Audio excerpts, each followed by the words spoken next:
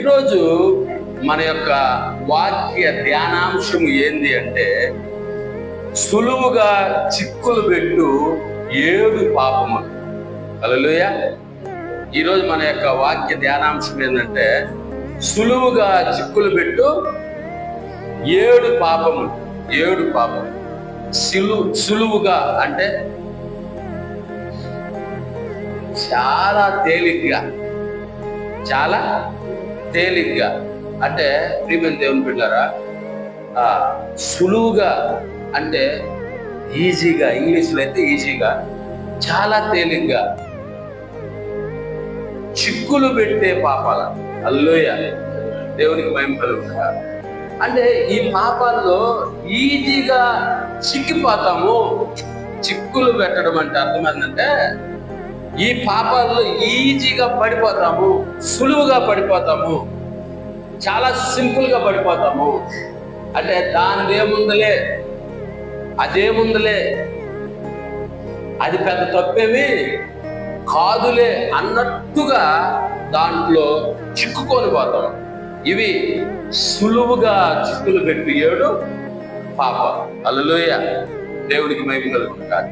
చూడండి, హెబ్రీ పత్రిక 12:2. హెబ్రీ పత్రిక 12:2. హెబ్రీలకు రాసిన పత్రిక 12వ అధ్యాయము 2వ వచనాన్ని మనం చదువుకుందాం.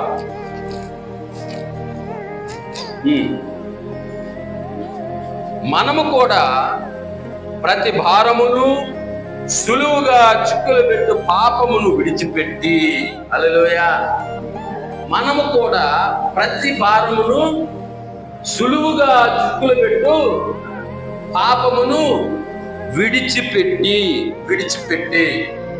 అంటే ప్రియమైన దేవుని బిడ్డలారా, ప్రతి భారమును, ఒకటి భారాన్ని విడిచిపెట్టాలంట, రెండోది సులువుగా ఏంది, సులువుగా చిక్కులు పెట్టు పాపాన్ని విడిచిపెట్టాలని. హల్లెలూయా, దేవునికి మహిమ కలుగుతుంది. సో ఇప్పుడు భారము అనే దాన్ని పక్కన పెడితే, ఇప్పుడు మన యొక్క అంశం ఏంటంటే, సులువుగా చిక్కులు పెట్టి 7 పాపాలు. 7 పాపాలు, 1, 2 కాదు, మొత్తం టోటల్గా ఎన్ని పాపాలంట? 7 పాపాలు సులువుగా చిక్కులు పెడతారు. అంటే సులువుగా మనల్ని చిక్కించుకుంటాయి ఈ 7 పాపాలు. ప్రైజ్ ది లార్డ్, హల్లెలూయా. అందులో మొదటిది ఏంది అంటే, ప్రియమైన దేవుని బిడ్డలారా, గర్వము. మొదటిది ఏంది? గర్వము. ప్రైజ్ ది లార్డ్, హల్లెలూయా, దేవునికి మహిమ కలుగును కాక. గర్వము. గర్వం మొదటి పాపం ఏంటంట? గర్వం. గర్వం అంటే ఏంది? హల్లెలూయా. గర్వం అంటే ఏంది? అతిశయం. అతిశయం. గర్వం అంటే అతిశయం. నాకేమి, నేనే, హల్లెలూయా, నేనే కనపడాలా, నేనే ఉండాలా, నేనే తీసుకోవాలా. హల్లెలూయా. గర్వం. గర్వం. బైబిల్ గ్రంథంలో ఒక మాట దేవుని బిడ్డలారా, నాశనమునకు ముందు గర్వం నడుస్తుందంట. నాశనమునకు ముందు గర్వం నడుస్తుంది. అంటే నాశనం అయిపోవడానికి ముందు గర్వం. గర్వం చాలా భయంకరమైనది. చాలా మందికి వారికి ఉన్నటువంటి స్థితిని బట్టి వారి గర్వం ఉంటుంది. బాగా డబ్బు ఉందన్న గర్వం. హల్లెలూయా, దేవునికి మహిమ కలుగును కాక. ఇంకా ప్రియమైన దేవుని బిడ్డలారా, నేను అన్ని విషయాల్లో బాగా మెయింటైన్ చేయగలనన్న గర్వం. ఇంకా చెప్పాలంటే అందంగా ఉన్నానన్న గర్వం. బాగా పని చేయగలనన్న గర్వం. హల్లెలూయా, దేవునికి మహిమ కలుగును కాక. ఈ గర్వము అనేక సార్లు బయటపడతా ఉంటుంది. అనేక సార్లు వాళ్ళే బయట పెట్టుకుంటా ఉంటారు. వారి గర్వాన్ని వారి ముందర, ప్రైజ్ ది లార్డ్, హల్లెలూయా, చాలా మంది ఏం చేస్తూ ఉంటారు? పొగడుతూ ఉంటారు. కొంతమందిని పొగడతానే ఉండాలంట, కొంతమందిని ఏం చేయాలంట, పొగడతానే ఉండాలంట. హల్లెలూయా. దేవునికి మహిమ కలుగును కాక, దేవునికి ఘనత కలుగును కాక. పొగడతా ఉండాలంట. అంటే వాళ్ళు పొగడుతూ ఉంటే వాళ్ళు ఇంకా గర్విష్ఠులైపోతా ఉంటారు. Praise the lord. హల్లెలూయా. కాబట్టి ప్రియమైన దేవుని బిడ్డలారా, గర్వం మొట్టమొదటి పాపం. సులువుగా ఈజీగా మనిషిని చిక్కించుకునేటువంటి పాపం, పట్టుకునేటువంటి పాపం గర్వం. ఈ గర్వం వల్ల చాలా మంది ఏమైపోయారు, పడిపోయారు. చాలా మంది నశించిపోయారు. నాశనానికి ముందు గర్వం నడుస్తుంది. హల్లెలూయా. అపోస్తలుల కార్యంలో ఒక ఆయన కనపడతాడు, హేరోదు. ఎవరైనా? హేరోదు రాజు. ప్రియమైన దేవుని బిడ్డలారా, ఈయన ప్రియమైన దేవుని బిడ్డలారా ఒక ప్రసంగం చేస్తాడు. ఏం చేస్తాడు? ఒక ప్రసంగం చేస్తే అందరూ వినుచున్న వాళ్ళందరూ అంటారు, ఇది దైవ స్వరమే గాని మానవ స్వరం కాదు అన్నారంట. అంతే. ఒక్కసారిగా ఏమైపోయాడు ఆయన? గర్విష్ఠుడైపోయి అక్కడికక్కడే ఏమైపోయాడంట? పురుగులు బట్టి చచ్చిపోయాడు. హల్లెలూయా. దేవునికి మహిమ కలుగునుగా. పురుగులు బట్టి చచ్చిపోయాడంట హేరోదు రాజు. ప్రియమైన దేవుని బిడ్డలారా, కాబట్టి గర్వం అనేది చాలా భయంకరమైన పాపము. నాకుంది కాబట్టి నేను చూపించుకుంటా, నేను అది చేయగలను కాబట్టి నేను గర్వంగా ఉండగలను, నాకు ఇది గర్వకారణం. అతిశయం గర్వం అంటే. అందుకే పౌలు అన్నాడు చాలా చక్కగా, నేనేమైనా అతిశయింపబడవలసి ఉంటే అది నా ప్రభువునందే అతిశయిస్తాను. హల్లెలూయా. దేవునికి మహిమ కలుగును కాక, దేవునికి ఘనత కలుగును కాక. దేవుని యందు అతిశయం కలిగి ఉండడం ఒక వంతైతే, ప్రియమైన దేవుని బిడ్డలారా, భయంకరమైన గర్వం. ఈ గర్వం వల్ల అనేకులు ఏమైపోయారంట? నాశనం అయిపోయారు. ఏమైపోయారు? అందుకే చాలా సింపుల్ గా సామెతల గ్రంథంలో రాయబడిన మాట, నాశనానికి ముందు గర్వము నడుస్తుంది. గర్వము నడుస్తుంది. ప్రియమైన దేవుని బిడ్డలారా, కాబట్టి గర్వం అనేది ఓ భయంకరమైనటువంటి పాపము. మనిషిని చాలా సులువుగా పడగొట్టే పాపము, చిక్కించుకునే పాపము. దేవునికి మహిమ కలుగునుగా. కాబట్టి ఈ గర్వం అనేటువంటి పాపాన్ని మనలో నుంచి ఏం చేయాలా? తీసేసుకోవాలి. ఆటోమేటిక్ గా చాలా మందిలో గర్వం పనిచేస్తూ ఉంటది. ఏంటంట? గర్వం పనిచేస్తూ ఉంటది. మనకు తెలియకుండానే నాకు గర్వమే లేదు అనిపిస్తూ ఉంటది, కానీ తెలియకుండా ఒక పక్క అది పనిచేస్తుంది. అప్పుడు మనం ఏం చేయాలంటే దేవుణ్ణి అడిగి, ప్రభువా నాలో ఉన్న గర్వాన్ని తీసేయి నాయన అని చెప్పి తీసేసుకోవాలా. హల్లెలూయా. దేవునికి మహిమ కలుగును గాక. ఓకే, ఈ సమయం ముందు రెండో పాపం ఏంటంటే కోపం. రెండో పాపం కోపం. మొట్టమొదటిది గర్వం, రెండోది కోపం. కోపం ఇది సులువుగా చిక్కులు పెట్టు పాపంలో రెండో స్థానం కలిగింది కోపం. హల్లెలూయా. ప్రియమైన దేవుని బిడ్డలారా, కోపం. కోపం అంటే చాలా భయంకరమైనది. కోపం. కోపం వల్ల భయంకరమైనటువంటి పరిస్థితులు సవి చూడాల్సి వస్తుంది. కోపం. అందుకే మనం చాలాసార్లు చెప్పుకుంటూ ఉంటాం, తన కోపమే తనకు శత్రువు, తన కోపమే తనకు శత్రువు. కోపంతో వాళ్ళ యొక్క కోపాన్ని ప్రదర్శించినప్పుడు జరగరానివి జరిగిపోతాయి. అప్పుడు అనుకుంటారు, అబ్బా ఆ ఒక్క క్షణం కోపపడకుండా ఉంటే బాగుండేది, ఆ సమయమందు నేను ఆ కోపాన్ని అణుచుకోగలిగితే బాగుండేది. కోపం వల్ల జీవితాంతము భయంకరమైన పరిస్థితులను ఎదుర్కోవాల్సి ఉంటుంది. క్షణిక ఆవేశం. హల్లెలూయా. అంటే కొన్ని క్షణాలు నిలిచి ఉన్న పాపం జీవితాంతము కోల్పోయే విధంగా అది చేస్తున్నానన్నమాట. దేవునికి మహిమ కలుగును గాక. హల్లెలూయా. తన పాపమే తనకు శత్రువు అన్నారు. అవును, తన పాపమే తనకు శత్రువు. అంటే ఎవరైతే కోపపడి ఆ కోపంలో చేయకూడని కార్యాలు, చేయకూడని పనులు చేసేస్తారో అవి తర్వాత చాలా ప్రమాదకరంగా మారుతాయి, చాలా భయానకమైన పరిస్థితులను తీసుకొని వస్తాయి. హల్లెలూయా. కాబట్టి పాపం చాలా డేంజర్ అని వాక్యం చెప్తారు. చూడండి, ఇక్కడ మనం గమనిస్తే ఆదికాండము 34వ అధ్యాయము 7వ వచనాన్ని చదువుకున్నాం. ఆదికాండము 34వ అధ్యాయము 7వ వచనం.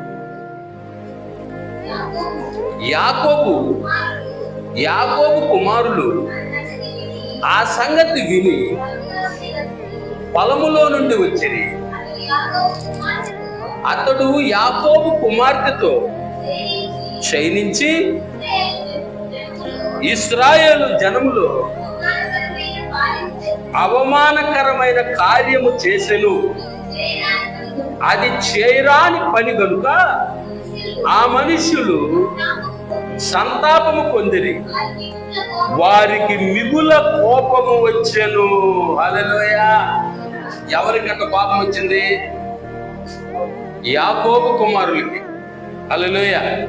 ప్రియమైన దేవుని బిడ్డలారా, జరిగిన విషయం ఏంటంటే, వీళ్ళు యాకోబు సంతానం వాళ్ళు అలా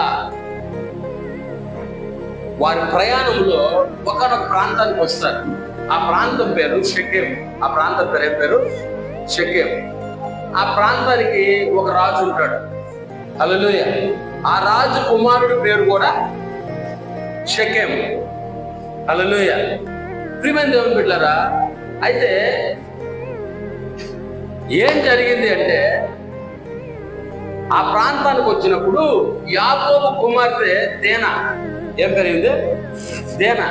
ఈమె షెకెములో ఉన్నటువంటి ఆ ప్రాంతాలను, లేకపోతే అక్కడున్న ప్రజలు చూడాలని చెప్పి అలా వెళ్ళిందంట. ఎవరు? దేనా. యాకోబు కుమార్తె, ఒక్కగానొక్క కుమార్తె. 12 మంది కుమారులకి అయి ఒక్కగానొక్క కుమార్తె ఉంటుంది. ఈమె అలా ఆ ప్రాంత ప్రజలను, ఆ ప్రాంతంలో ఉన్న ఆ షెకెము కుమార్తెలను చూడాలని చెప్పి అలా టూర్కి వెళ్ళిందంట. టూర్కి వెళ్ళినప్పుడు ఆమె అలా తిరుగుతూ ఉండగా ఆ ప్రాంత రాజు కుమారుడైనటువంటి షెకెము ఆమెను చూశాడు. ఏం చేశాడు? ఆమెను చూశాడు. చూసి ఆమె యొక్క అందాన్ని చూసి ఆమెను మోహించి, హల్లెలూయా, ఆమెతో పాపం చేసేసాడు. అంతే. ఏం చేశాడు? పాపం చేసేసాడు. చేసేసి ఆమెను ఇష్టపడి ఆమెనే పెళ్లి చేసుకోవాలని నిశ్చయించుకున్నాడు. ఈ సంగతి తన తండ్రికి చెప్పాడు. తన తండ్రికి చెప్పిన తర్వాత అప్పుడు అతను, తన తండ్రి హారాను, హల్లెలూయా, ఇరువురు కలిసి యాకోబు దగ్గరికి వచ్చి యాకోబుతో మాట్లాడతారు. ఏం మాట్లాడతారంటే, మీరు మా ప్రాంతంలోకి వచ్చారు, చాలా మంచిది, మీరు మా ప్రాంతంలో ఉండొచ్చు. కాకపోతే ఒక విషయం ఏంటంటే, మా కుమారుడు మీ కుమార్తెని ఇష్టపడ్డాడు, ఆమెను పెళ్లి చేసుకోవాలనుకున్నాడు, కాబట్టి ఆమెను మా కుమారుడికి ఇచ్చి పెళ్లి చేయండి అని అడుగుతారు. సమాధానంగా అడుగుతారు. అప్పుడు యాకోబు కుమారులందరూ కలిసి ఏం చేస్తారంటే, సరే అలాగే చేస్తాం, కానీ మాకు పద్ధతులు అంటూ ఉన్నాయి, మేము దేవుని ప్రత్యేకించబడిన ప్రజలమే, కాబట్టి మాలాగా మీ కుమారులందరూ కూడా ఈ షెకెము ప్రాంతంలో ఉన్నటువంటి వారందరూ కూడా సున్నతి పొందాలా. హల్లెలూయా. ఏం చేయాలా? సున్నతి పొందాలా అని చెప్పి వాళ్ళకి చెప్తారు. అది చాలా కష్టతరమైనది అయినప్పటికీ ఈ షెకెము దీనా మీద ఉన్నటువంటి ఆ ప్రేమను బట్టి సున్నతి పొందడానికి ఇష్టపడతారు. హల్లెలూయా. అంతా జరుగుతా ఉంది. అయితే వీళ్ళు సున్నతి కూడా పొందేశారు. ఎందుకంటే కేవలం దేనాని ఆ షెకెము అనేటువంటి ఆ యువరాజు పెళ్లి చేసుకోవడానికి అందరూ ఆ ప్రాంతంలో ఉన్న మగవారందరి చేత సున్నతి చేయిస్తారు. హల్లెలూయా. అయిపోయింది. అయితే ఏం జరిగింది తెలుసా? ఈ 7వ వచనంలో వీళ్ళకి ఏమొచ్చింది? కోపం వచ్చింది. ఈ కోపం ఎంత పని చేసిందంటే 25వ వచనాన్ని చదువుకుందాం.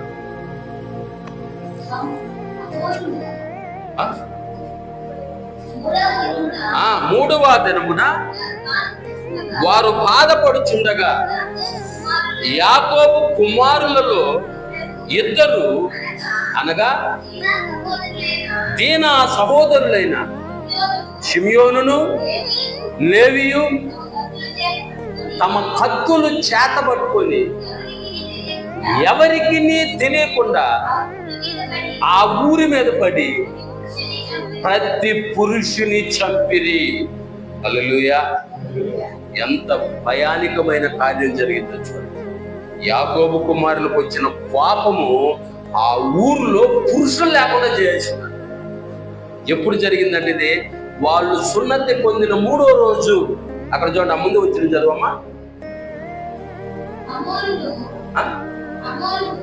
హమోరా,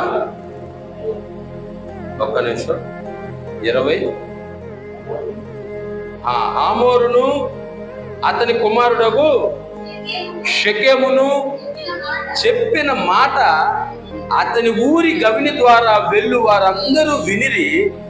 అప్పుడు అతని ఊరి గవిని ద్వారా వెళ్ళు వారిలో ప్రతి పురుషుడు సున్నతి పొందెను.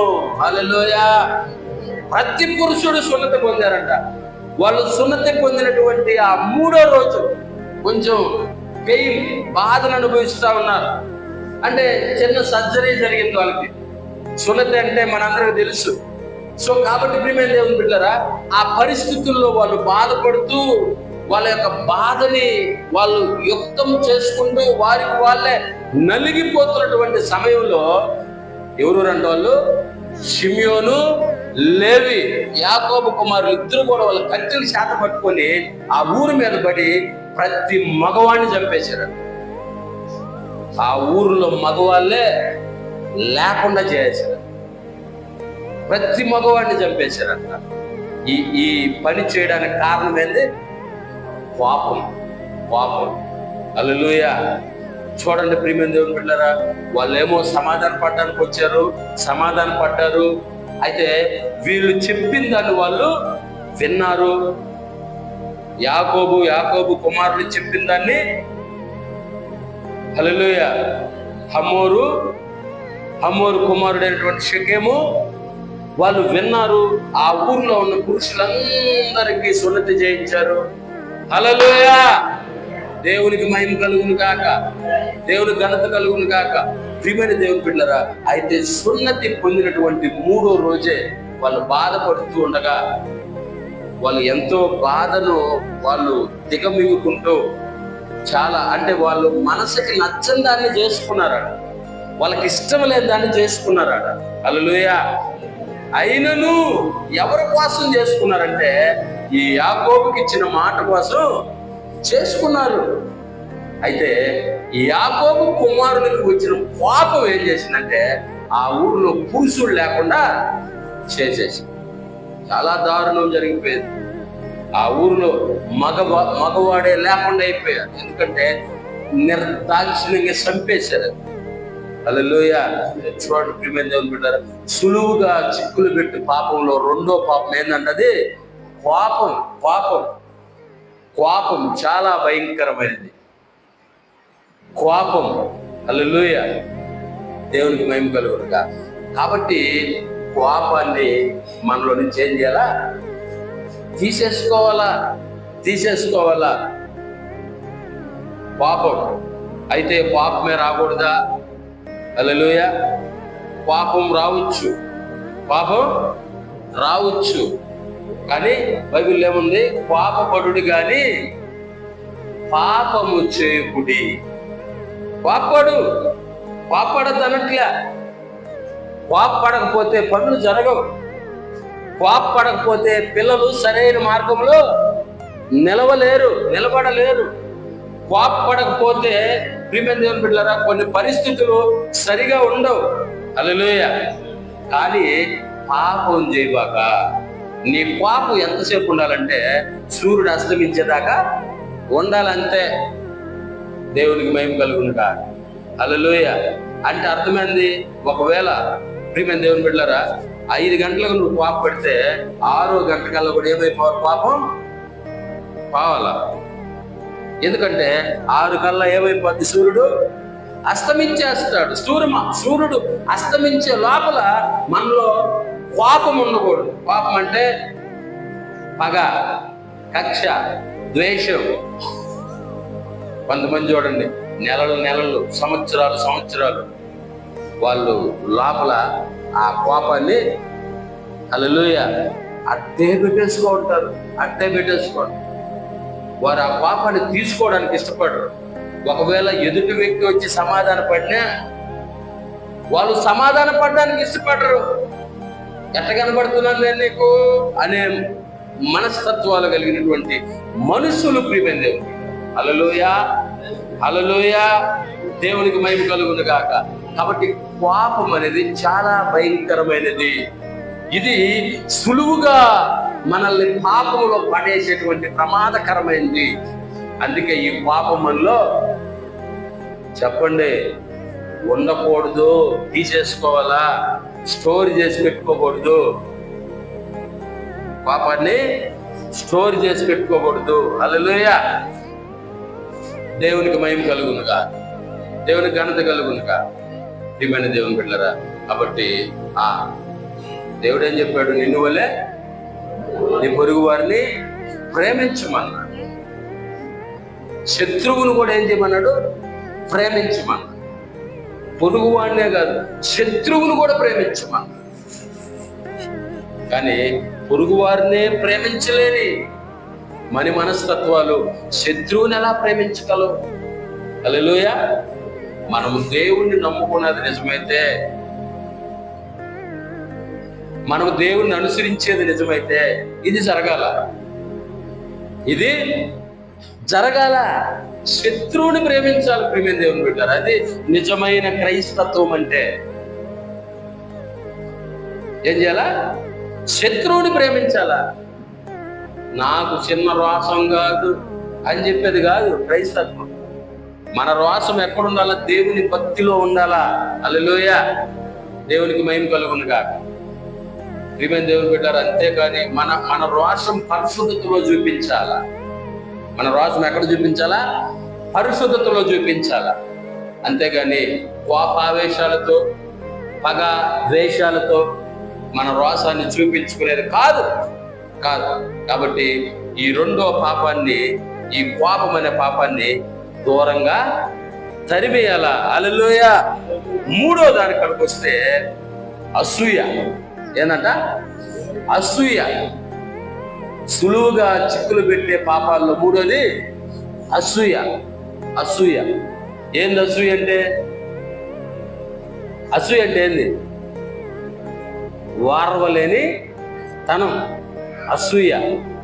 ఆ మధ్య ఒక పాస్టర్ గారు మెసేజ్ చెప్తూ అసూయ గురించి చెప్తూ ఒక మాట చెప్పాడు. ఏం చెప్పాడు తెలుసా?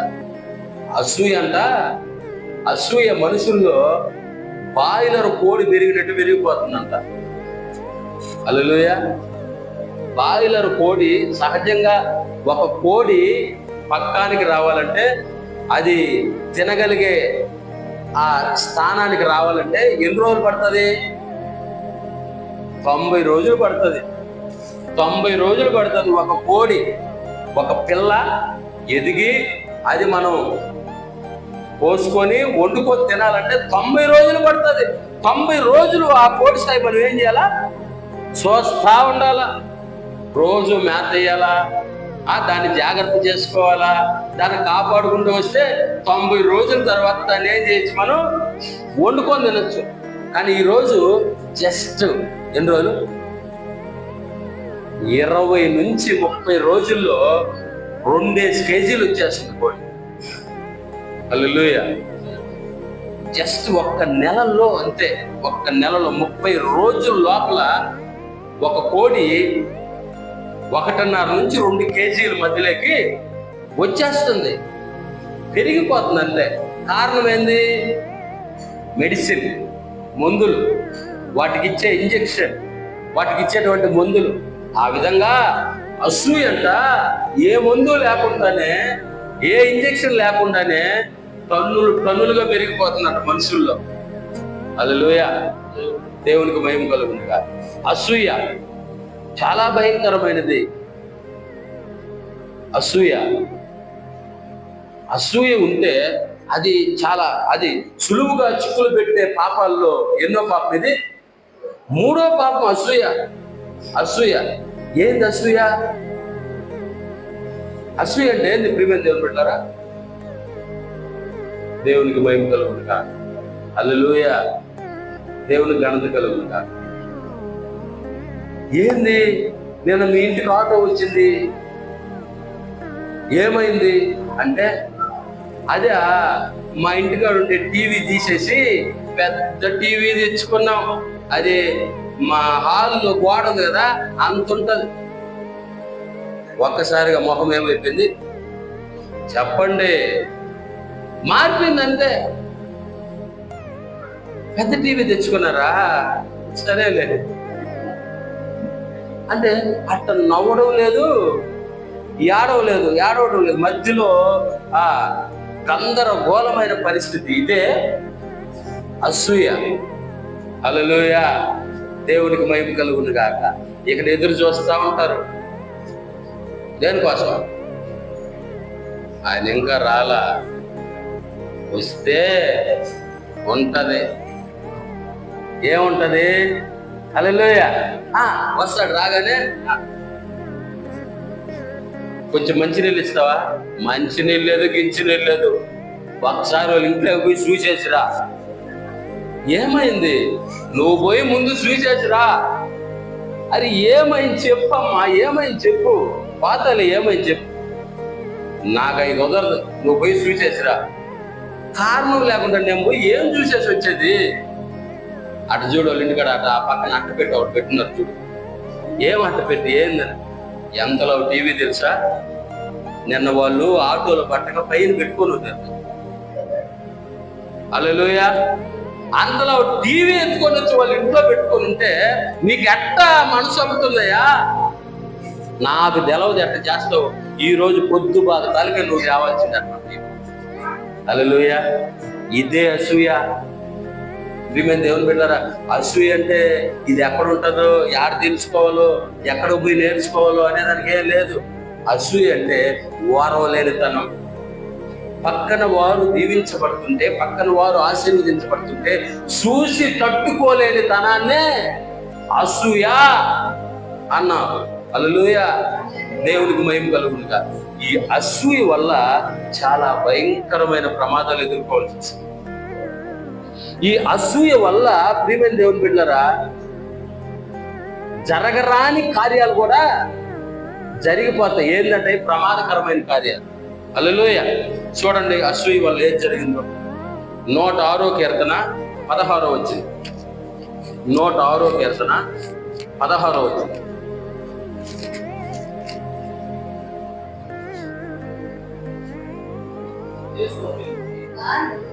వారు తమ దండు పాలెములో మోషేయును యెహోవాకు ప్రతిష్ఠితుడైన అహరోను నందును అసూయపడిరి. హల్లెలూయా, అసూయపడిరి. ఏంటంటే వాళ్ళు ఏం అసూయపడ్డారు తెలుసా? అరే, మీతోనే నా దేవుడు మాట్లాడేది, మీ ద్వారా నా దేవుడు మాట్లాడేది. ఏం మాతో మాట్లాడకూడదా? ఏం మా ద్వారా మాట్లాడకూడదా? ఏం మీరే పెద్ద హీరోలా? హల్లెలూయా, వారు మోషేయును యెహోవాకు ప్రతిష్ఠితుడైనటువంటి అహరోను నందును అసూయపడ్డారంట. ఎవరిల్లంటే ఇశ్రాయేలు ప్రజలు. దేవునికి మహిమ కలుగును గాక. ఎవరిల్లంటే దేవుడు తనను ఆరాధన చేయడానికి, తనను కొనియాడడానికి ప్రత్యేకించబడినటువంటి జనులు.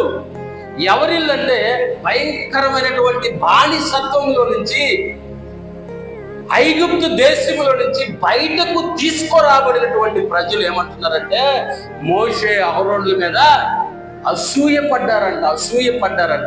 అసూయ పడ్డ తర్వాత ఏం జరిగింది చూడమ్మా, నెక్స్ట్ వచనం చదువు. భూమి నెరవిడిచి దాతానును మృంగను, అది అభిరాము గుంపును కప్పివేసెను. వారి సంఘములో అగ్ని రగిలెను, దాని మంట భక్తిహీనులను కాల్చివేసెను. హల్లెలూయా.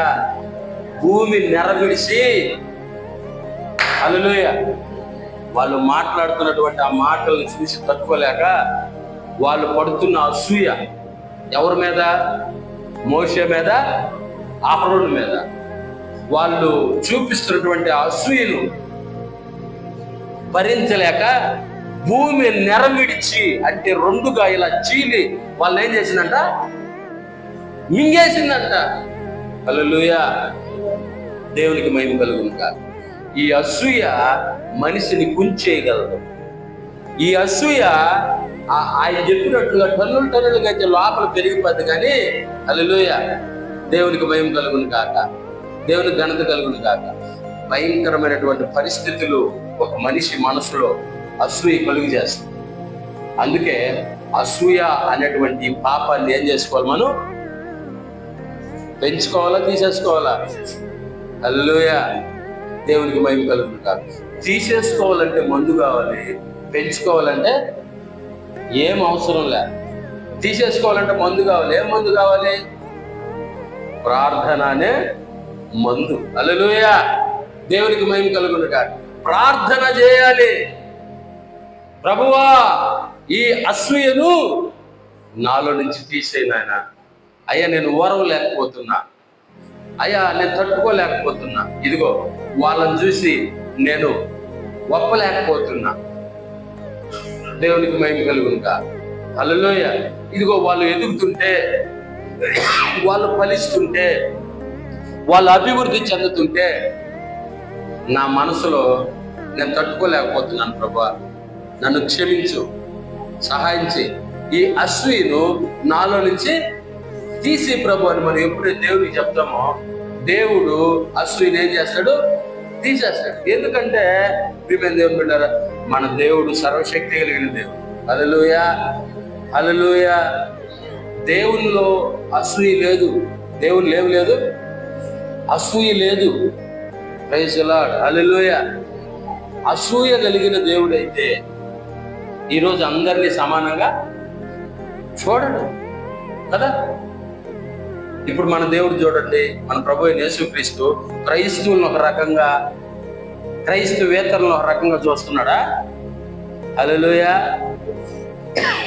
తీర్పు దినం వరకు అందరూ సమానంగానే ఉంటారు. ఏందనంటే, ఇప్పుడు ఉదాహరణకి దేవుడు సృజించినటువంటి సూర్యుడు ఓన్లీ క్రైస్తవుల వరకే వెలుగునిస్తున్నాడా? క్రైస్తవుల వరకే డి విటమిన్ ఇస్తున్నాడా? దేవునికి మహిమ కలుగునుగా, అందరికీ ఇస్తున్నాడు.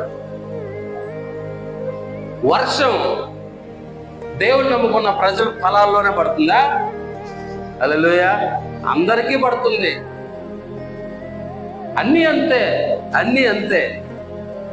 సో కాబట్టి దేవుడు పక్షపాతి కాదు.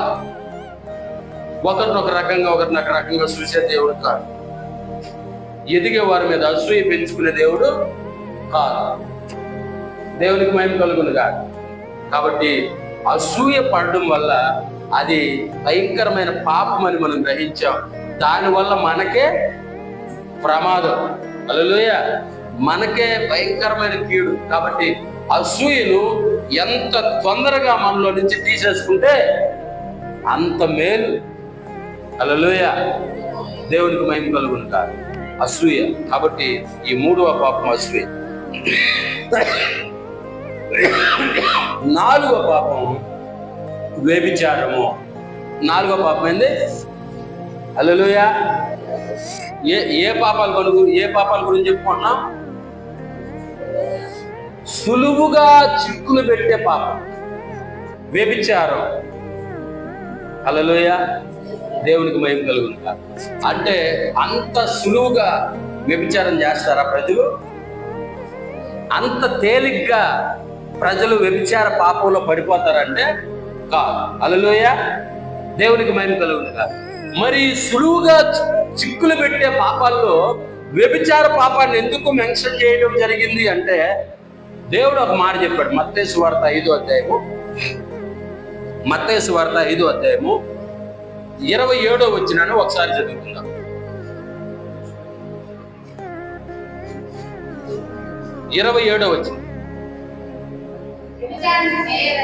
వ్యభిచారము చేయవద్దని చెప్పబడిన మాట మీరు విన్నారు కదా. హల్లెలూయా. వ్యభిచారము చేయవద్దు అని చెప్పబడిన మాట మీరు విన్నారు కదా. ఇది ఓకే, పక్కన పెడదాం. అంటే వ్యభిచరించవద్దు అని 10 ఆజ్ఞల్లో ఒక ఆజ్ఞ. హల్లెలూయా, అవునా? 10 ఆజ్ఞల్లో ఒక ఆజ్ఞ వ్యభిచరించవద్దు అని ఉంది.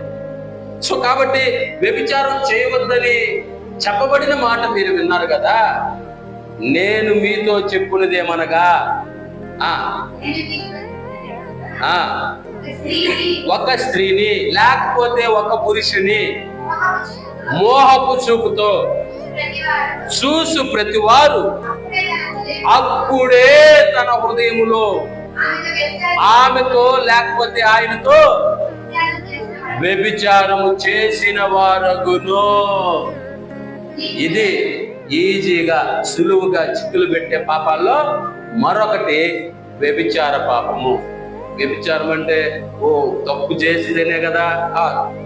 ఒక స్త్రీని లేకపోతే ఒక పురుషుని మోహపు చూపుతో ఏ సమయం అయితే చూస్తారో ఆ సమయం అందే వారితో వ్యభిచారం చేసినట్టంట. ఇది హల్లెలూయా. సులువుగా, చాలా తేలికగా ఈ వ్యభిచార పాపం చూడండి ఎలా ఉంది. తప్పు చేస్తేనే కదా, మనమేం తప్పు చేయట్లేదు కదా, జస్ట్ ఏం చేస్తున్నాం, చూస్తున్నాం అంతే. అది చూసినా కూడా తప్ప, అది దేవుడు కల్పించింది ఎందుకో. హల్లెలూయా. ఈ మాట వింటా ఉంటాం కదా, దేవుడికి మహిమ కలుగుతుంది. దేవుడు కల్పించింది ఎందుకో, చూడడానికే కదా. ఎస్, చూడడానికే, అందుకే ఇచ్చాడు. కానీ ఏం చూడాలా? దేవునికి మహిమ కలుగునుగా, దేవుని ఘనత కలుగునుగా. ప్రియమైన దేవుని బిడ్డలారా, దేవుడు ఎన్నో పెట్టాడు చూడవలసినవి, వాటిని చూడడానికి ఇచ్చాడు కళ్ళు. హల్లెలూయా, దేవునికి మహిమ కలుగునుగా. ప్రియమైన దేవుని బిడ్డలారా, అందుకే దేవుడు అంటాడు వ్యభిచరింపవద్దు అని నేను మీతో చెప్పాను కదా. ఆ మాట మీరు విన్నారు కదా, ఓకే, దాన్ని పక్కన పెడితే ఇప్పుడు నేను మీతో చెప్పినది ఏమనగా, ఒక స్త్రీని లేకపోతే ఒక పురుషుని మోహపు చూపుతో చూచు వారు ఎవరో వారు ఆ క్షణమందే, ఆ సమయం అందే వారితో వ్యభిచరిస్తున్నట్టు. ఇది ఈజీగా సులువుగా చిక్కులు పెట్టే పాపాల్లో ఎన్నో పాపం ఇది? 4th one, 4వ పాపం. హల్లెలూయా. కాబట్టి ప్రియమైన దేవుని బిడ్డలారా, మన చూపులు కూడా పవిత్రమైనవిగా ఉండాలా. పవిత్రమైన చూపులు, దేవునికి మహిమ కలుగునుగా, దేవునికి ఘనత కలుగునుగా. పవిత్రమైన చూపులు కలిగి ఉండాలి మనం. చాలా డేంజర్ మన కళ్ళు. అందుకే దావీదు అంటాడు, హల్లెలూయా, వ్యర్థమైన వాటిని చూడకుండా నా కన్నులను త్రిప్పివేయి ప్రభువా. వ్యర్థమైన వాటిని చూడకుండా నా కన్నులు త్రిప్పివేయి. హల్లెలూయా, దేవునికి మహిమ కలుగునుగా. ప్రియమైన దేవుని బిడ్డలు, కాబట్టి మనం తెలుసుకోవాల్సిన విషయం ఏంటంటే, ఈ భయంకరమైనటువంటి పాపం, వ్యభిచారం అనే పాపం ఏంది? ఏ వ్యభిచారం అనే పాపం అంటే మనకు అర్థమైంది. చూడడం కూడా పాపమే. చూడడం అంటే ఏ మనసుతో చూస్తున్నాం, అది క్లారిటీ ఉంటే చాలు. కాబట్టి ఈ పాపాన్ని కూడా మనలో నుంచి ఏం చేయాలా? తీసేసుకోవాలా. నెక్స్ట్, భోజన ప్రియత్వము. ఏంటంట? భోజన ప్రియత్వము. భోజనం చాలా మంది చెప్తా ఉంటారు. హల్లెలూయా. కొంతమంది చెప్పే ఒక కొటేషన్ ఏం తెలుసా? ప్రియమైన దేవుని బిడ్డలారా, కొందరంట బ్రతకడానికి తింటారంట. ఎందుకు? బ్రతకాలి కాబట్టి తింటారంట. కొంతమంది తిన్నాటికే బతుకుతారంట. హల్లెలూయా. కొంతమంది బతకాలి కాబట్టి ఆ పూటగా అంతా తినాలా అని తింటారు. కొంతమంది తిన్నాటికే బతుకుతారంట. ఎప్పుడు చూసినా తిండే తిండే తిండే, ఏదో ఒకటి తినాలి, ఏదో ఒకటి తినాలి. రకరకాల ఐటమ్స్ చేసుకొని తింటాం. హల్లెలూయా. దేవునికి మహిమ కలుగును కాదు. ఒకప్పుడు ఆదివారం ఒకటే స్పెషల్ డే. ఏమైనా చేసుకోవాలంటే ఆదివారమే చేసుకునేవాళ్ళు. ఈరోజు ఎవ్రీడే స్పెషల్ డే. ప్రతిరోజు ఏమైనా చేసుకొని తింటు. Praise lord. హల్లెలూయా. దేవునికి మహిమ కలుగును కాదు. అంటే తినడం అంటే ప్రియమైన దేవుని బిడ్డలారా, దేనికి ప్రాధాన్యత ఇస్తున్నాం? తినే విషయానికి వస్తే దేనికి ప్రాధాన్యత ఇస్తున్నాం చెప్పండి? హల్లెలూయా. దేనికి? కడుపుకి. కడుపుకి ప్రాధాన్యత ఇస్తున్నాం. చూడండి, ఫిలిప్పీ పత్రిక 3వ అధ్యాయం 19వ వచనం.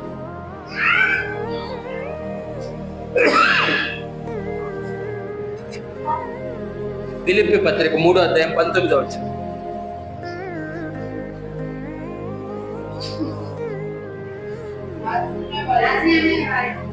నాశనమే వారి అంతము, వారి కడుపే వారి దేవుడు. చాలు చాలు చాలు. నాశనమే వారి అంతం, వారి చివరి అంటే అంతం అంటే లాస్ట్. నాశనమే వారి అంతము, వారి కడుపే వారి దేవుడు. దేవునికి మహిమ కలుగును కాదు. దేనికైనా ద్రోహం చేయొచ్చు కానీ, హల్లెలూయా. సింపుల్ గా మనం వినే డైలాగ్ అంటే సహజంగా తమాషాగా అనుకునే డైలాగ్. ఊరికే చెప్పుకుంటే దేనికైనా ద్రోహం చేయొచ్చు కానీ కడుపుకి ద్రోహం చేయకూడదంట. ఆహారానికి ముందు చెప్పండి, వ్యవహారానికి వెనకాల. హల్లెలూయా. దేవునికి భయం కలుగునుగా. అంటే ప్రియమైన దేవుని బిడ్డలారా, తినడం తప్పు అని నేను చెప్పట్లేదు, అది బైబిల్ కూడా చెప్పట్లేదు. కాకపోతే వారి కడుపే వారి దేవుడు అన్నట్లుగా కడుపుని జాగ్రత్తగా చూసుకోవాలా. కడుపుకు పొదువు చేయకూడదు, కడుపుకు లోటు చేయకూడదు, కడుపుకు ద్రోహము చేయకూడదు. హల్లెలూయా. దేవునికి మహిమ కలుగునుగా, దేవునికి ఘనత కలుగునుగా. బ్రతకడానికి తినటం వేరు, తినడానికే బ్రతకడం వేరు. అంటే ఏదైనా కడుపు కడుపు కడుపు తినడం తినడం. కడుపు వద్దన్నా కూడా కళ్ళు ఏం చేస్తాయంట? హల్లెలూయా. మన డైలాగ్ సహజంగా ఇంట్లో చెప్పుకునే డైలాగ్. కడుపేమో వద్దు అంటదంట, కళ్ళు కావాలంటే వేసుకొని ఏం చేస్తారు? వేస్ట్గా వదిలేస్తారు. కళ్ళు కావాలంటే అంటే ఆల్రెడీ ఏమైపోతుంది, అప్పటికే ఫుల్ అయిపోతుంది. కానీ ఈ అవకాశం మళ్ళా వస్తుందో రాదో, ఈ అవకాశాన్ని ఎందుకు వదులుకోవాలని చెప్పి తొక్కారంట. ఎప్పుడు? పూరేడు పెట్లు కురిసినప్పుడు. పూరేడు పెట్లు ఒక్కొక్కరు వాకిట్లో 2 మూరలు ఎత్తున నిలబడిపోయాయంట. మాకు మాంసం కావాలన్నప్పుడు అంతే వండటం స్టార్ట్ చేశారు. పొయ్యి మీద దబర్లు ఉండగానే తినడం మొదలు పెట్టారు. వాళ్ళు తిని తిని తిని ముక్కల్లో నుంచి బయటకు వచ్చి అంతగా తిన్నారంట. హల్లెలూయా. గ్యాప్ లేదు, తింటా ఉన్నారు తింటా ఉన్నారు తింటా ఉన్నారు. ఒక్కసారిగా ఏమైపోయింది, అది ఇక్కడి నుంచి ఎడదాకా వచ్చేసింది, ముక్కులో నుంచి బయటకు వచ్చిందంట. ప్రియమైన దేవుని బిడ్డలారా, హల్లెలూయా. అంతగా తిన్నారంట. దేవునికి మహిమ కలుగును కాక. అక్కడ రాయబడి ఉన్నమాట, వారి ఆహారం వారి నోట్లో ఉండగానే కొందరు ఏమైపోయారంట?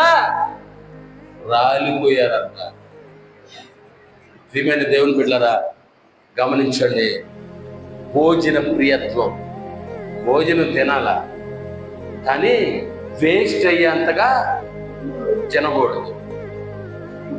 చాలా మంది చూడండి, ప్లేట్కి వేసేసుకుంటారు, వేస్తున్నారు కదా అని ఏం చేస్తారు, వేసేసుకుంటారు, అది బాగా పెట్టేసి దాంట్లో కొంచెం తిని ఆడ పారేస్తారు. అస్సలు చాలా రాంగ్ ఇది. నువ్వు తినగలిగినంత వేసుకో, నువ్వు తింటావా వేసుకో, నో ప్రాబ్లం. కానీ శుభ్రంగా ఏం చేయాలా, తినేయాల. దాంట్లో మిగలకూడదు ప్రియమైన దేవుని బిడ్డలారా. మిగిలి వేస్ట్ చేసే అంతగా ఉందంటే అర్థం ఏంటంటే, నీ కళ్ళు ఆ పాత్రలో ఉన్నదాన్ని చూసి వరవలా, అది నా ప్లేట్లోకి వచ్చేయాలా, అది నా ముందుకు వచ్చేయాలా అని ఇష్టపడ్డాయి. అవి వచ్చేసాయి, కానీ ఏం చేయలేకపోయావు, తినలేకపోయావు. హల్లెలూయా. తినగలిగినంత పెట్టుకో, మచ్చటంగా తిను, ప్లేట్ శుభ్రంగా పెట్టు. హల్లెలూయా. తింటామని చెప్పి వేసుకొని వదిలేస్తే అది పాపం, తప్పది. సులువుగా చిక్కులు పెట్టే పాపాల్లో ఎన్నో పాపం ఇది, 5వ పాపం భోజన ప్రియత్వం. భోజనం అంటే అధికంగా ఇష్టపడటం. దేవునికి మహిమ కలుగునుగా. తెలుసా, ఒక షార్ట్ ఫిల్మ్ ఉంది, నేలపాలు. ఏంటంట, నేలపాలు అనేటువంటి షార్ట్ ఫిల్మ్. దాంట్లో చూపిస్తాడు. ప్రియమైన దేవుని బిడ్డలారా, కావాలంటే గమనించండి. ఎన్నో చోట్ల హోటల్స్ దగ్గర కానీ, బయట చెత్తను పారివేసే దగ్గర కానీ ఎంత అన్నము వేస్ట్గా పారేస్తుంటారో, ఎంత అన్నం వేస్ట్ చేస్తుంటారో. దాన్ని కుక్కలు తినలేవు, ఏమీ తినలేవు. ఈగులు మొసలుతో భయంకరంగా అన్నం కుళ్ళిపోతూ ఉంటుంది. హల్లెలూయా. అక్కడ చెప్తాడు ఒక మాట, ఒక అన్నం మెతుకు మన చేతిలోకి రావాలంటే సంవత్సరం రోజులు పడుతుందంట. హల్లెలూయా. ఒక అన్నం మెతుకు మన చేతిలోకి, మన నోట్లోకి రావాలంటే సంవత్సరం రోజులు పడుతుందంట.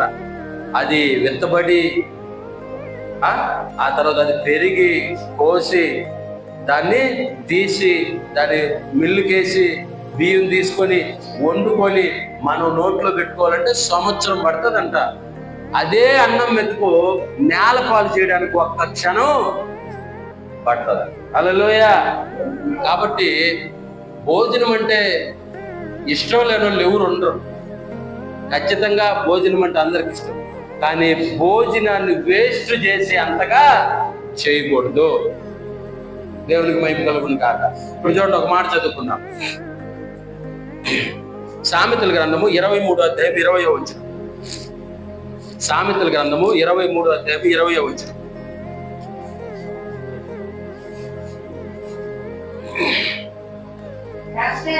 ద్రాక్షారసము త్రాగువారితోనైనను, మాంసము హెచ్చుగా తినువారితోనైనను సహవాసము చేయకుము. హల్లెలూయా. చదువమ్మా. త్రాగబోతులను, తిండిబోతులను దరిద్రులగుదురు, నిద్రమత్తు సింపిరి గుడ్డలు ధరించుటకు కారణమగును. చాలు. ద్రాక్షారసము త్రాగువారితోనైనను, మాంసము హెచ్చుగా తినువారితోనైనను సహవాసము చేయకుము. సహవాసము చేయకు. ద్రాక్షారసం అంటే మందు. చూడండి, బైబిల్ చెప్తుంది, మందు తాగే వాళ్ళతో, మాంసాన్ని హెచ్చుగా తినేవారితో సహవాసం చేద్దాం. దేవునికి మహిమ కలుగును కాదు. హల్లెలూయా. మాంసం తినద్దని బైబిల్ చెప్పలా, చెప్పిందా బైబిల్ ఎక్కడైనా? దేవునికి మహిమ కలుగును కాదు. మాంసము హెచ్చుగా, ఎక్కువగా తినేవారితో. ఎక్కువగా అంటే ప్రియమైన దేవుని బిడ్డలారా, సహజంగా వాస్తవానికి ఏదైనా కార్యక్రమానికి వెళ్తే, లేకపోతే ఎక్కడైనా మనం వండుకున్నా 1 గంట, అంతకంటే ఎక్కువైతే 2 గంటలు కూడా వేసుకొని తింటాం. కానీ కొంతమంది చెప్తుంటారు, ½ కేజీ ఒక్కరే కూర్చొని లేపేస్తారంట. హల్లెలూయా. సింపుల్గా ½ కేజీ ఒక్కరే, మరొకరికి ఒక్క పీసు కూడా ఇవ్వకుండా. దేవునికి మహిమ కలుగునుగా. హల్లెలూయా. అందుకే ద్రాక్ష రసము త్రాగువారితోనైనను మాంసము హెచ్చుగా తినువారితోనైనను సహవాసం చేయబాకండి. వారితో స్నేహం వద్దు. ఎందుకంటే ఏందంట అక్కడ చదవము, త్రాగుబోతులను తిండిబోతులను దరిద్రులకుదురు. హల్లెలూయా. త్రాగుబోతులు, తిండిబోతులు, మందు తాగేవాళ్ళు, ఎక్కువ తిండి తిండి తిండి తిండి తిండి, నిద్ర లేస్తే పొరుకునేదాకా తిండి తిండి తిండి, ఏదో ఒకటి తినాలా, ఏదో ఒకటి తినాలా, ఏదో ఒకటి తినాలా అని చెప్పి ఎక్కువ తిండి మీద ధ్యాస పెట్టేవాళ్ళు దరిద్రులు అయిపోతారంట. దేవుని బిడ్డలారా, అందుకే భోజన ప్రియత్వం అనేది కూడా సులువుగా చిక్కులు పెట్టే పాపాల్లో ఒకటి. భోజనం తినొద్దని బైబిల్ చెప్పలా. హల్లెలూయా. మాంసం తినొద్దని బైబిల్ చెప్పలా. బైబిల్ చాలా క్షుణ్ణంగా చెప్తుంది ఏ మాంసం తినొచ్చు, ఏమి తినాలా, ఏమి తినకూడదు. సో కాబట్టి మాంసము తినొచ్చు అని బైబిల్ చెప్తుంది, కానీ హెచ్చుగా తినొద్దని చెప్తుంది. దేవునికి మహిమ కలుగును కాదు. కాబట్టి భోజన విషయములో, ఆహార విషయములో లిమిట్ లేకపోతే, అన్లిమిటెడ్ అయితే, ఈ మధ్య చాలా వచ్చేసాయి 99 రూపాయలకి అన్లిమిటెడ్ బిర్యానీ అంట. ఎంత? 99 రూపాయలకే. అంటే తింటా ఉంటే పెడతా ఉంటారు. హల్లెలూయా. దేవునికి మహిమ కలుగునుగా. వాస్తవానికైతే ఈ రోజుల్లో తినలేకుండా అయిపోయారు ప్రజలు. ఎందుకంటే ఫుడ్ అంతా ఏమైపోయింది, కల్తీ అయిపోయింది. అంతా కల్తీ అయిపోయింది. అందుకే తినలేకుండా అయిపోయారు ప్రజలు. కానీ అన్లిమిటెడ్ బిర్యానీ, దాన్ని తినడానికి వెళ్తారు. ఎందుకంటే ఎట్టొకటి తినాలా, ఎట్టొకటి. దేవునికి మహిమ కలుగునుగా. ప్రియమైన దేవుని బిడ్డలు, కాబట్టి భోజన ప్రియత్వం అనేది ఒక పాపము. తర్వాత నెక్స్ట్ 6వది సోమరితనము. ఏంటంటే సోమరితనము. సోమరితనం అంటే laziness. Praise the lord. Hallelujah. దేవునికి మహిమ కలుగునుగా. సోమరితనం ఇది కూడా ఒక ప్రమాదకరమైందే. సోమరితనం. ఏదైనా చేద్దాంలే, చూద్దాంలే. హల్లెలూయా.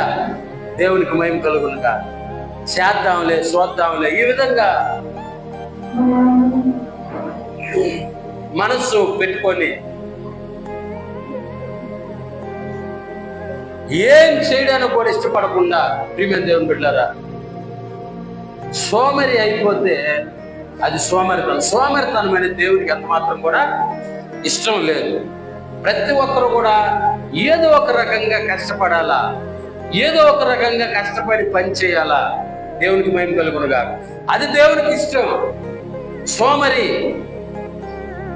సోమరి అంటే అది దేవునికి ఎంత మాత్రం కూడా ఇష్టం లేని పదం. దేవునికి మహిమ కలుగునుగా. హల్లెలూయా. సోమరి గురించి సామెతల గ్రంథంలో భలే రాసుంది. సోమరి అంట వలేస్తాడంట, కానీ దాన్ని తీసుకోరాడంట. హల్లెలూయా. సోమరి అంట ఆహారాన్ని చేతితో ఎక్కుంటాడంట, కానీ నోట్లో పెట్టుకోలేడంట. అయ్యా నాయన, హల్లెలూయా. ఎంత భయంకరమైన పరిస్థితి చూడండి. దేవునికి మహిమ కలుగునుగా. దేవునికి ఘనత కలుగునుగా. హల్లెలూయా. Praise the lord. ప్రియమైన దేవుని బిడ్డలు చూడండి, మత్తయి సువార్తలో ఒక ఆయన ఉన్నాడు. 25వ అధ్యాయము, మత్తయి సువార్త 25వ అధ్యాయము 26వ వచనం.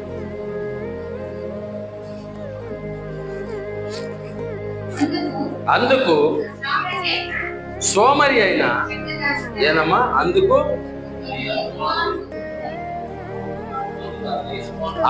అతని యజమానుడు, ఒక్కరు చదవండి, అందుకు అతని యజమానుడు వారిని చూచి, సోమరి అయిన శఠదాసుడా, నేను విత్తని చోట కోయివాడునా, చల్లని చోట పంట కూర్చుకొని వాడినని నీవు వెరుగుదువా?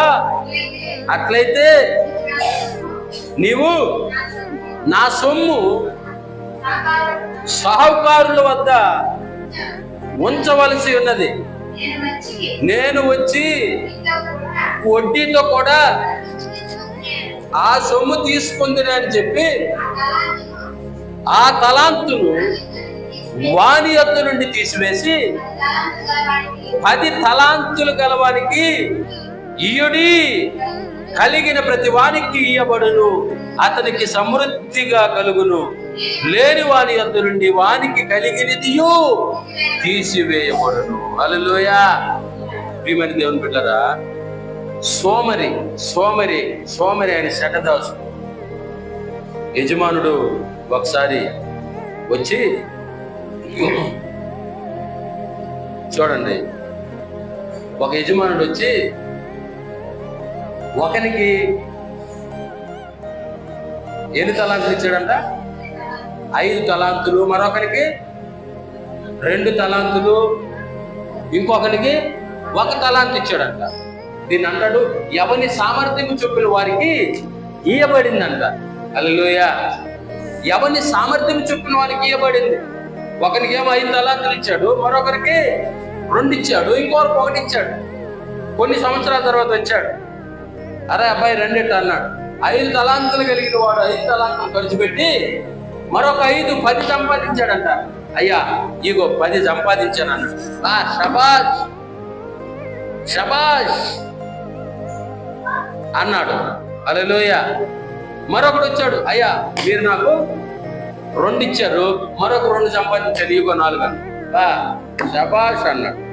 ఈ 1 వచ్చి ఇచ్చాడే వాడు వచ్చి, అయ్యా నీవు విత్తని చోట పోయేవాడును, చల్లని చోట పంట కూర్చుకొని వాడును కనుక ఇదిగో నువ్వు ఇచ్చిన 1 తలాంత నేను భూమిలో జాగ్రత్తగా దాచిపెట్టా, నువ్వు మళ్ళా నన్ను అడుగుతావు నాకు తెలుసు, అందుకే ఇదిగో నీ తలాంత.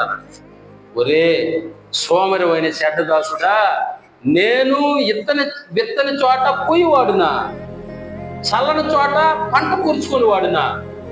ఏం మాట్లాడుతున్నావురా? ఎదా నీ తల, నీకు ఇచ్చేదానికంటే దీన్ని నేను సాహుకారుల వద్ద పెట్టవలసి ఉన్నది. అప్పుడు వారి దగ్గర నుంచి నేను వడ్డీతో సహా తీసుకో ఉండొచ్చు అని చెప్పి ఈ 1 తలాంతు తీసి 10 తలాంతులు ఉన్నవాడికి ఇచ్చి చెప్పాడు. హల్లెలూయా. దేవునికి మహిమ కలుగును గాక. అంటే ఈ స్వామిని తనాన్ని బట్టి వాడు దాన్ని ఖర్చు పెట్టి దానికి తగిన దాన్ని సంపాదించలేక దాన్ని అలాగే పెట్టి స్వామిగా ఉండి ఆయన రాగానే, అయ్యా ఇదిగో నువ్వు నాకు తెలుసు, నువ్వు మళ్ళీ అడుగుతావు, ఇదిగో నీ తలాంతని ఇచ్చాడు. హల్లెలూయా. దేవునికి మహిమ కలుగును గాక. దేవుడు మనకు ఎన్నో తలాంతులు ఇచ్చాడు. దేవుడు మనకిచ్చిన తలాంతులు ఏం చేయలేకపోతున్నాం, మనం ఉపయోగించుకోవట్లే. మన తలాంతులను మనం పూర్తి చేసుకుంటున్నాం. చాలా మందికి దేవుడు పాటలు పాడే తలాంతులు ఇచ్చాడు. పాటలు పాడే తలాంతులు ఏం చేయాలా? ఉపయోగించాలి. ఎక్కడ ఉపయోగించాలా చెప్పండి? ఎక్కడ ఉపయోగించాలా? దేవునికి మహిమ రావాలంటే ఎక్కడ ఉపయోగించాలా? ప్రార్థనల్లో ఉపయోగించాలా, మీటింగ్స్ లో ఉపయోగించాలా. నువ్వు అన్నం వండుకుంటా ఎన్ని పాటలు పాడినా వేస్టే. హల్లెలూయా. వేస్ట్ అంటే నీకు ఓకే, నువ్వు బలపడతావు, నో ప్రాబ్లం. దేవుని పాటలు పాడితే మంచిది, నువ్వు ఎక్కడున్నా పాడొచ్చు. కానీ దేవునికి మహిమ తేవాలంటే 10 మందిలో నువ్వు దేవుని మహిమ పరిస్తే, దేవుడు కొంతమందికి ప్రార్థన చేసే తలాంతు ఇచ్చాడు. దేవునికి మహిమ కలుగును కాక. ప్రార్థన చేసే తలాంతులు ఎక్కువ ఏం చేస్తున్నారు? పూడ్చిపెట్టేస్తున్నారు. అనవసరమైన వాటన్నిటికీ పోయి కష్టపడతా ఉంటాం. ప్రయోజనం లేని వాటన్నిటికీ పోయి కష్టపడతాను. పొగులు రాత్రి ఎండనక వాననక కష్టపడుతూ ఉంటాం. కానీ దేవుని కార్యాల విషయంలో ప్రార్థనలు జరుగుతున్న స్థలానికి రావడానికి ఇష్టపడం. హల్లెలూయా, దేవునికి మహిమ కలుగును గాక. ఈ లోక ప్రకారం నువ్వు సోమరువు కాదు, నువ్వు కష్టపడి పనిచేస్తున్నావు. దేవుని ప్రకారం సోమరువు అయిపోతున్నావు. గుర్తుపెట్టుకో ప్రియమైన దేవుని బిడ్డ, దేవుని కార్యాలలో దేవుని యొక్క ఆ పనిలో మనము పాలిభాగస్తులము కాకపోతే, మనము దాంట్లో ఉపయోగపడకపోతే సోమరమే. అదే దేవుడు చెప్తున్నది. సోమరితనం మనల్ని సులువుగా చిక్కులు పెట్టే పాపాల్లో చిక్కించేసుకుంది. దేవునికి మహిమ కలుగును గాక, దేవునికి ఘనత కలుగును గాక. నువ్వు అనుకుంటున్నావు, నేను ఈ లోకపరంగా నేను సంపాదిస్తున్నాను, కష్టపడుతున్నాను, నేను డబ్బులు సంపాదించుకున్నా, లేకపోతే మంచి పేరు నేను సంపాదించుకుంటున్నాను. వేస్ట్. దేవుని విషయంలో సోమరి అయిపోతున్నావే. దేవుని విషయంలో సోమరిలాగా నీకున్న తలాంతుని పూడ్చిపెట్టేసుకుంటున్నావే. అది ఎంతవరకు న్యాయం ప్రియమైన దేవుని బిడ్డ ఆలోచిస్తున్నావా? నువ్వు చక్కగా పాటలు పాడగలవు, చక్కగా ప్రార్థన చేయగలవు, చక్కగా బైబిల్ని చదవగలవు. ఎక్కడ ఉపయోగపడుతుంది? ఎక్కడ ఉపయోగిస్తున్నావు? ఈ లోకపరంగా నీవు చేయవలసినవన్నీ చేస్తున్నావే. ఈ లోకపరంగా నీవు ఎక్కడికి వెళ్ళి పని చేయాలో అక్కడ చక్కగా టయాన్ని పాటిస్తూ నువ్వు పని చేస్తున్నావే. ఈ లోక రీతిగా నువ్వు సోమరువు కాకపోవచ్చు, కానీ దేవుని విషయంలో సోమరువు అయిపోతున్నావు. ఇది సులువుగా చిక్కులు పెట్టే పాపంలో ఒక భయంకరమైన పాపం అని నువ్వు గుర్తిరగాల. హల్లెలూయా, దేవునికి మహిమ కలుగును గాక. కాబట్టి సోమరితనం అంటే దేవునికి ఇష్టం లేదు. సోమరితనం అంటే దేవునికి ఇష్టం లేదు. దేవునికి మహిమ కలుగును గాక. హల్లెలూయా. కాబట్టి మనలో ఉన్న ఈ సోమరితనాన్ని ఏం చేయాలి? మనం తీసేసుకోవాలి. సోమరి క్షేమల యొద్దకు వెళ్ళుము, వాటి నడతలను గమనించి జ్ఞానం నేర్చుకోండి రా స్వామి. హల్లెలూయా, దేవునికి మహిమ కలుగును గాక.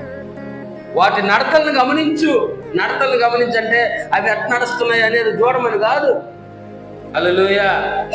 వాటి యొక్క స్థితి, వాటి ప్రవర్తన, అవి ఏం చేస్తున్నాయి, అవి ఎలా సమకూర్చుకుంటున్నాయి. దేవునికి మహిమ కలుగును గాక. హల్లెలూయా. వాటి యొక్క జ్ఞానం ఉందంట, క్షేమల యొక్క, అది నేర్చుకోమన్నాడు. కాబట్టి సోమరితనం చాలా భయంకరమైంది.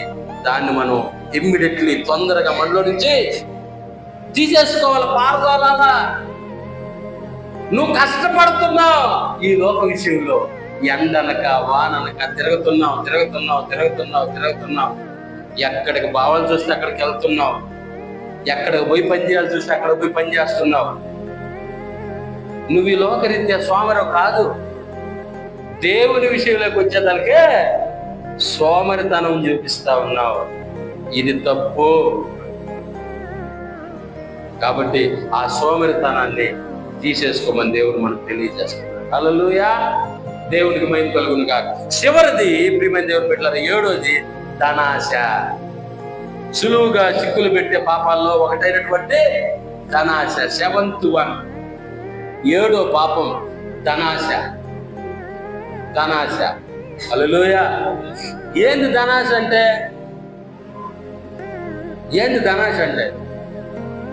డబ్బు. హల్లెలూయా.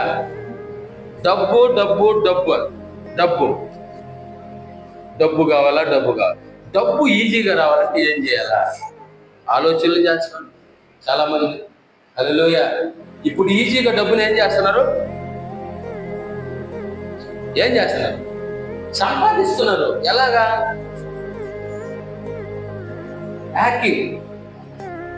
హ్యాకర్స్ అంతే కదా అంటారు. హ్యాకర్స్ సింపుల్ గా అకౌంట్ లో ఉన్న డబ్బుల్ని ఏం చేస్తున్నారు?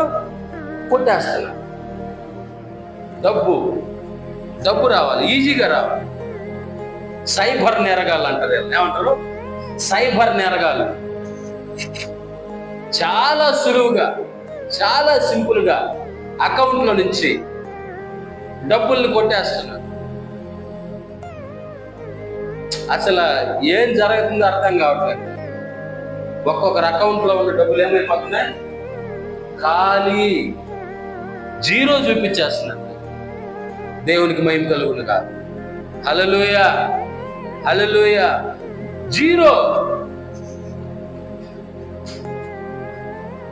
చాలా భయంకరమైనటువంటి పరిస్థితి. ధనాశ అంట సమస్త కీడులకు మూలమని బైబిల్ చెప్తుంది. తిమోతి పత్రికలో రాసింది మాట చూద్దాం. 1 తిమోతి 6వ అధ్యాయం 10వ వచనం.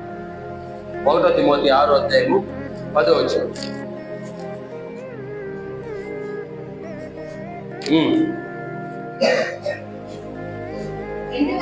ఎందుకనగా ధనాపేక్ష సమస్తమైన కీడులకు మూలము.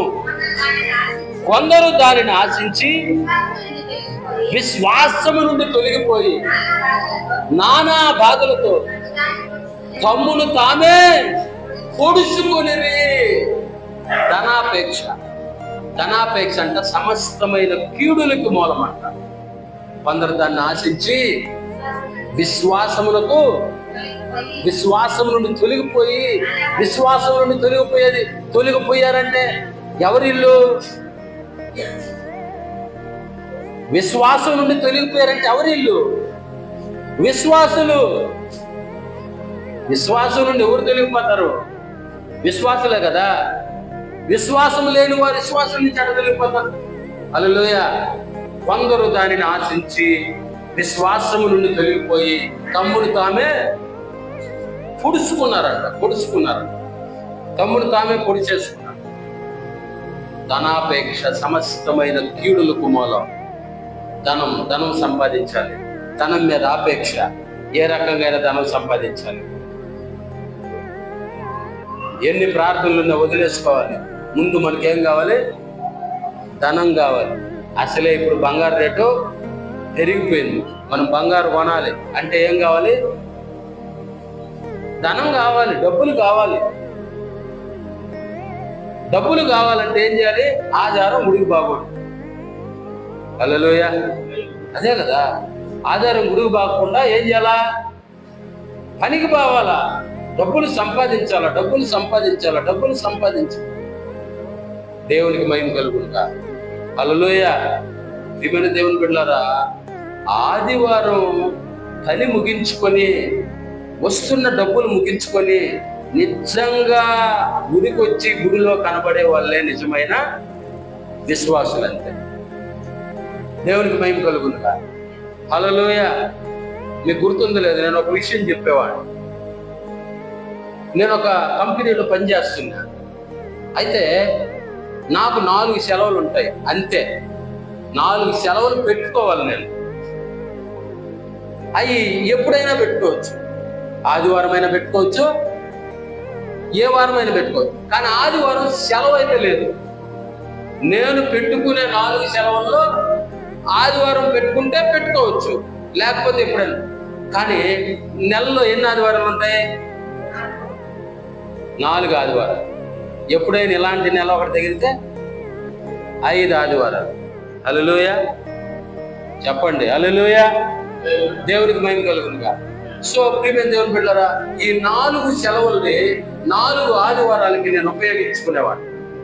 తర్వాత ఎక్కడైనా మీటింగ్స్ అన్నా, ఎక్కడైనా ప్రార్థనలు అన్నా, ఏదైనా వచ్చినప్పుడు పరిచర్య నిమిత్తమై మరొక 4-5 పెట్టుకునేవాడిని. మొత్తం ఎన్ని అయిపోతున్నాయి? ఒక 9-10 సెలవులు అయిపోయాయి నెలలున్నా. హల్లెలూయా. దేవునికి మహిమ కలుగునుగా. 9-10 సెలవులు అయిపోయాయి. ఇప్పుడు ఆ 9-10 సెలవులకి కట్ చేసుకొని నాకు రావాల్సిన డబ్బులు ఇస్తారు. చాలా తక్కువ వస్తుంది, అంతే, చాలా తక్కువ వస్తుంది.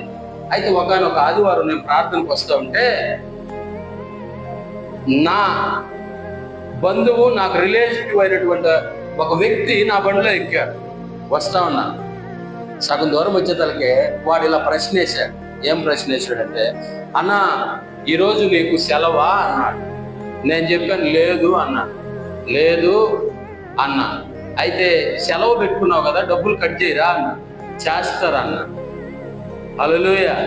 ఇది ఎప్పుడు సంగతి తెలుసా? 2012 సంగతి చెప్తున్నాను.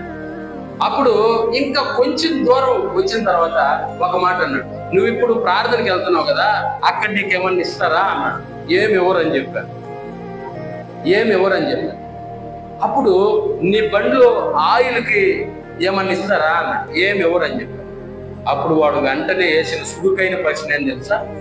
నువ్వు వెళ్ళే కంపెనీలో సెలవు పెట్టావు, అక్కడ నీకు డబ్బులు కట్ అవుతాయి. నువ్వు ప్రార్థనకి వెళ్తున్నావు, అక్కడ నీకు డబ్బులు ఎవరు? నీ బండిలో నీ ఆయిల్ పోసుకొని వెళ్తున్నావు, దానికి డబ్బులు లేదు.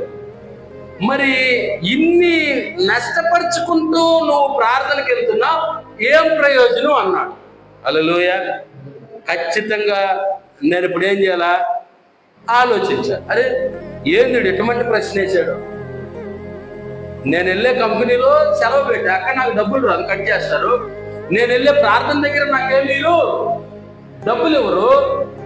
నా బండిలో నా డబ్బులు తాగిన పోల్చుకోబోతున్నా, కరెక్టే కదా, ఏంది అని ఆలోచన చేస్తున్నప్పుడు పరిశుద్ధాత్మ దేవుడు తక్కువని నాకు ఆన్సర్ ఇచ్చాడు. హల్లెలూయా.